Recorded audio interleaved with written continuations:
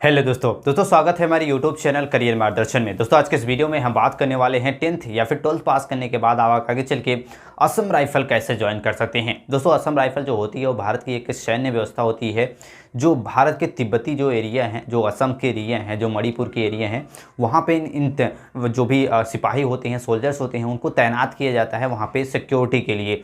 तो ऐसे में काफ़ी सारे स्टूडेंट होंगे आप में से जो भी 10th या फिर 12th पास करने के बाद असम राइफल ज्वाइन करना चाहते होंगे, लेकिन आप में से बहुत ही कम स्टूडेंट को ये पता होगा कि असम राइफल कैसे ज्वाइन कर सकते हैं, इसके लिए क्वालिफिकेशंस क्या होनी चाहिए, इसके लिए आपकी हाइट क्या होनी चाहिए, इसमें रनिंग क्या कराई जाती है, इसके लिए जो एग्जाम आयोजित किया जाता है उसका सिलेबस और एग्जाम पैटर्न क्या होता है, और एक असम राइफल बनने के बाद आपको सैलरी कितनी मिलती है, सारी जानकारी इस वीडियो में देने वाले हैं। तो वीडियो को अंत तक जरूर देखें। दोस्तों वीडियो को स्टार्ट करने से पहले यदि आपको वीडियो हेल्पफुल लगे, अच्छा लगे तो वीडियो को लाइक और चैनल पे नए हो तो सब्सक्राइब जरूर कर ले। आइए वीडियो को स्टार्ट करते हैं। दोस्तों सबसे पहले हम आइए बात कर लेते हैं कि असम राइफल ज्वाइन करने के लिए आपके पास क्वालिफिकेशंस क्या होनी चाहिए। तो इसके लिए सबसे पहले आपका पास होना चाहिए 10th। दोस्तों कई सारे पोस्टों के लिए आपका 10th मांगा जाता है और कई सारे पोस्टों के लिए आपका 12th मांगा जाता है। 12th आपने पास किया है तो आप किसी भी स्ट्रीम, साइंस, कॉमर्स, आर्ट, किसी भी स्ट्रीम से पास किया है तो इसके लिए अप्लाई कर सकते हैं। दोस्तों जैसे कि इसमें सिपाही का पोस्ट होता है, कांस्टेबल का होता है, जिसके लिए आपका 10th भी आपने पास किया है तो अप्लाई कर सकते हैं। और कुछ सीनियर लेवल के भी पोस्ट होते हैं जिसके लिए आपको 12th पास होना कंपलसरी होता है। इसके साथ साथ जो आपकी एज लिमिट इसमें मांगी जाती है वो 18 से 30 वर्ष के बीच में होनी चाहिए, और ओबीसी है तो 3 वर्ष, और एससी से 5 वर्ष आपको उम्र में छूट भी दिया जाता है। तो ये जो एज लिमिट है वो भी अलग अलग पोस्टों के लिए आपकी अलग अलग हो सकती है, यानी कि लगभग किसी में आपका 18 से 25 वर्ष हो सकता है, किसी में 18 से 28 वर्ष हो सकता है, 30 वर्ष हो सकता है। तो ये डिपेंड करता है कि आप किस पोस्ट के लिए वैकेंसी निकाली गई है, और अलग अलग पोस्टों के लिए एज लिमिट भी यहाँ पे अलग अलग होती है। अब बात करेंगे फिजिकल रिक्वायरमेंट में क्या मांगा जाता है। तो फिजिकल में सबसे पहले नंबर पर आपको मांगा जाता है हाइट। अगर आप मेल कैंडिडेट हैं तो 170 सेंटीमीटर आपकी हाइट होनी चाहिए, और फीमेल है तो 157 सेंटीमीटर आपकी हाइट होनी चाहिए।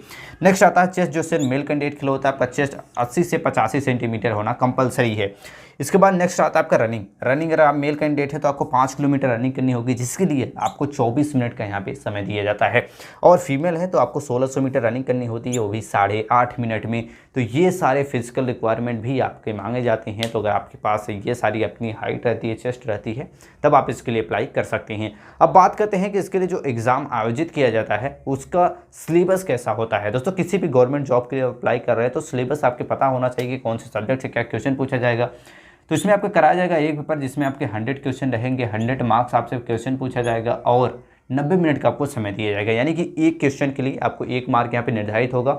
और ये जो पेपर कराया जाएगा ऑनलाइन तरीके से कराया जाएगा, आपका कंप्यूटर बेस्ड टेस्ट होगा, और इसमें आपको एक क्वेश्चन के लिए आपको 1 मार्क यहाँ पे निर्धारित होता है, और आपका नेगेटिव मार्किंग भी इसमें की जाती है। तो आपको अच्छे से तैयारी करके इस एग्जाम को देना होता है।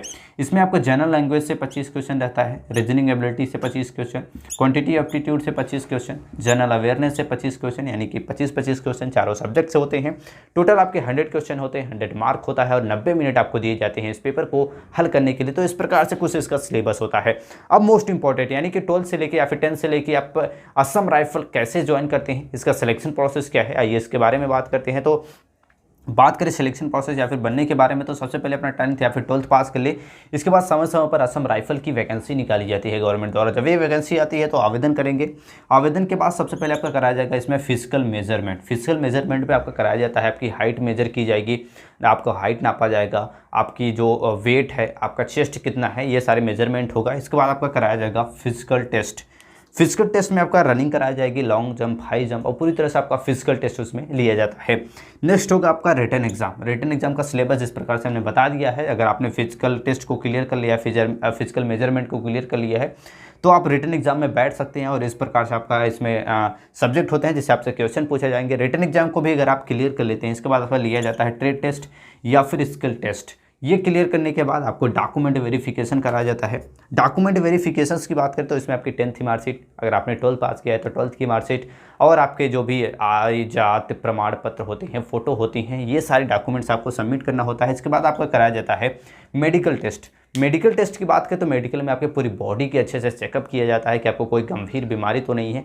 सारी तरीके से आपका मेडिकल टेस्ट लेने के बाद आपका मेरिट लिस्ट बनाया जाता है, और जिस भी पोस्ट के लिए अप्लाई करते रहते हैं वो पोस्ट आपको मिल जाता है। और इसके बाद आपको भेज दिया जाता है 3 महीने या फिर 6 महीने की ट्रेनिंग पे 3 महीने या फिर 6 महीने की ट्रेनिंग को पूरा करने के बाद आप असम राइफल में ज्वाइन हो जाते हैं, जिस भी पोस्ट के लिए आप अप्लाई करे रहते हैं। अब बात करते हैं कि असम राइफल ज्वाइन करने के बाद आपको सैलरी कितनी मिलती है। तो सैलरी की बात करें, अगर आप असम राइफल के सबसे छोटा पोस्ट जो होता है उसमें आपकी जो स्टार्टिंग सैलरी रहती है वो लगभग 20,000 रुपये पर मंथ होती है, जो कि सोल्जर के लिए होता है। यानी कि अगर आप एक सबसे छोटे भी पोस्ट पे जाते हैं तो कम से कम 20,000 रुपये आप स्टार्टिंग में कमा सकते हैं। और जो हायर लेवल के पोस्ट होते हैं उस पर सैलरी आपकी बढ़ती रहती है। जैसे कि अगर आप कांस्टेबल की बात करें तो इनकी जो सैलरी होती है वो लगभग 25 से 30,000 रुपये के बीच में इनकी स्टार्टिंग सैलरी होती है। और इससे भी लांस नायक और जो भी अदर आपके बोल सकते हैं ऑफिशियल रैंक के ऑफिसर होते हैं उनकी सैलरी लगभग 60,000 या फिर उससे भी अधिक लाखों रुपए उनकी मंथली की सैलरी होती है। तो अलग अलग पोस्टों के लिए आपको सैलरी भी इसमें अलग अलग होती है। आई होप आप समझ गए होंगे कि 10th या फिर 12th पास करने के बाद असम राइफल कैसे ज्वाइन कर सकते हैं, क्वालिफिकेशंस क्या होनी चाहिए, कितनी इसमें रनिंग कराई जाती है, सिलेबस क्या होता है। इसके साथ साथ आपको सिलेक्शन प्रोसेस और सैलरी के बारे में भी पूरी जानकारी दे दी है। दोस्तों ऐसे ही जानकारी के लिए चैनल को लाइक और सब्सक्राइब करना ना भूलें। मिलते हैं नेक्स्ट वीडियो में, तब तक के लिए जय हिंद।